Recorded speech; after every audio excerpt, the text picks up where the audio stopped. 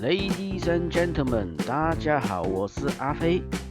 很多人讲和牛太贵，不能常吃。那今天我们就用黑毛安格斯牛来做道菜。安格斯牛比起和牛便宜太多了。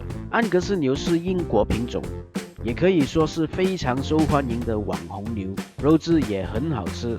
安格斯牛肉如果没有冷藏过，会比较有嚼劲，口感会差一点。最好在10度以下冷藏几天，食用的口感会比较好，因为牛肉里的蛋白质纤维会自然分解，但冷藏过度的肉质也会变老，所以想要吃好吃的安格斯牛肉也是很有讲究的哦。好啦，今天我们来做一道黑椒牛仔粒，做法很简单，跟着我做翻车的机会很小。你看这牛肉，油花也非常美丽，这里一片是300g，一片才50多块，老板还给我优惠，2片加起来不到70块，这也太便宜了吧！你在餐馆吃一片300g，最少也要80到100块吧，非常值得。牛肉可以冲一下水就好，不要过分洗，不然肉质会变质哦。然后用厨房纸擦干，把牛肉切成方块，不要切太小，不然口感不好。尽量切到一样大小，等下煮的时候才能同一时间煮到均匀熟成。现在开始腌制，白胡椒大概1茶匙，糖1汤匙，盐半汤匙，玉米粉1汤匙，酱油4汤匙。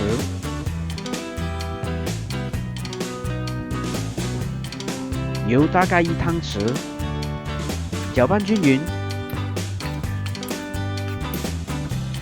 黑胡椒1汤匙，搅拌均匀。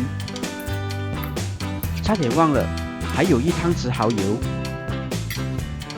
搅拌均匀，腌制最少30分钟，这里我就腌制1个小时。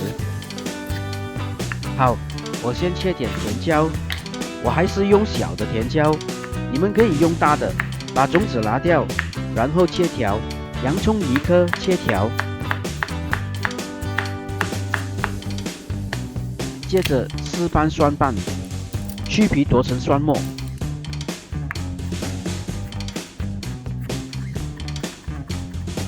1个小时到了，先准备1锅油，油温大概180度。牛肉放下去炸。因为刚才有放糖腌制，糖与蛋白质一起炸就会瞬间产生梅纳反应。你一定想问我什么是梅纳反应，对吗？梅纳反应就是牛肉外面多了一层，看起来好像焦了，可是吃起来非常好吃和有风味的一层东西。它可以保护肉质流失。真的要解释，可能要开个科学频道来讲啦。总之，它就是好吃的东西啦。这里我们不要炸太久，45秒到1分钟就赶快捞起来。接着把大部分的油倒出，剩下一点就够了。我这里还是有点太多油了，你们做的时候减一半吧。洋葱倒入爆香后，就放入甜椒炒熟，然后蒜末倒入爆香。现在我加入1碗水，接着3汤匙的黑胡椒碎，黑酱油大概1汤匙，然后搅拌均匀。现在我要勾芡，我会分几次倒入，慢慢调到我要的浓稠度。